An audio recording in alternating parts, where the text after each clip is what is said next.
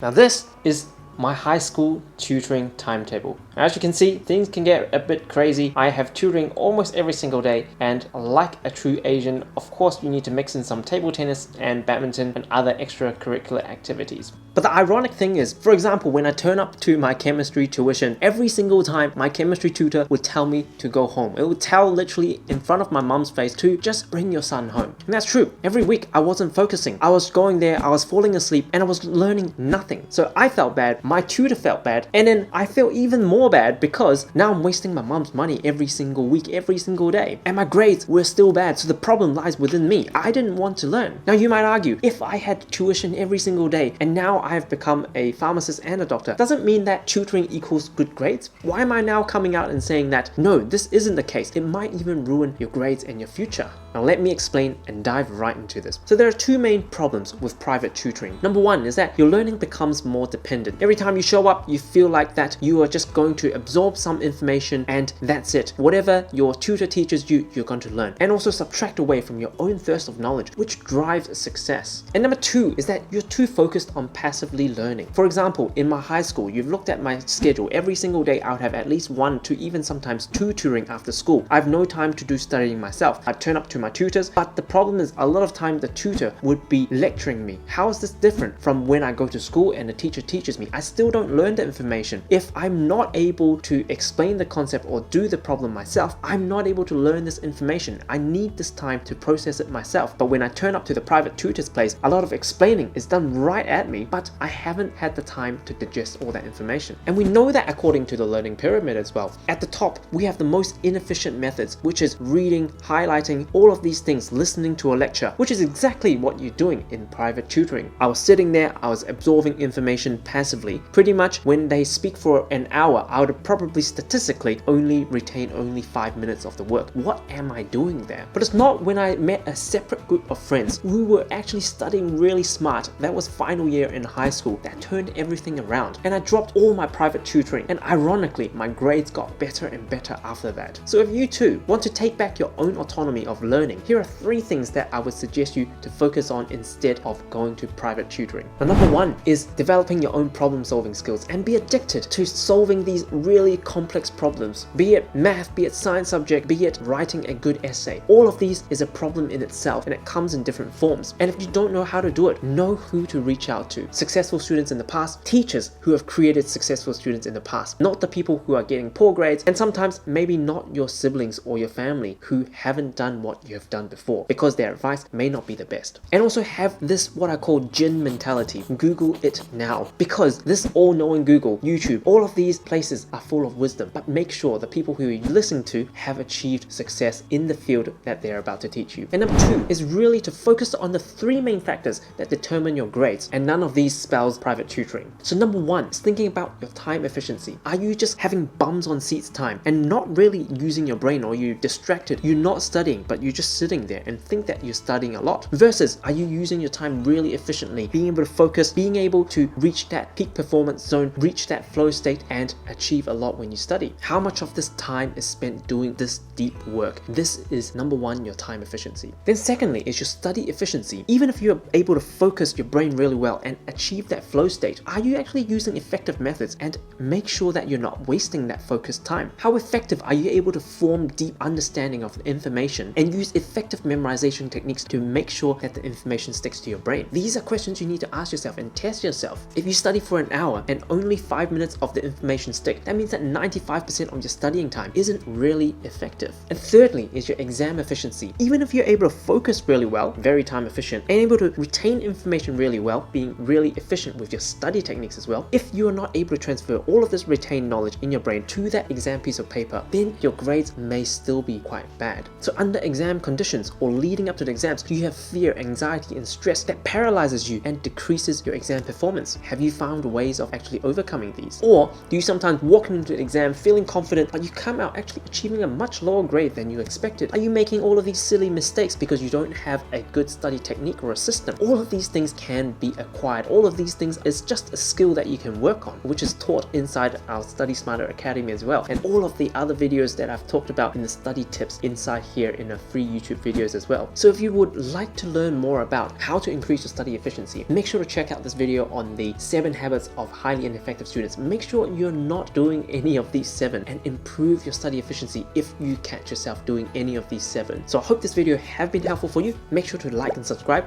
and I'll see you in the next one.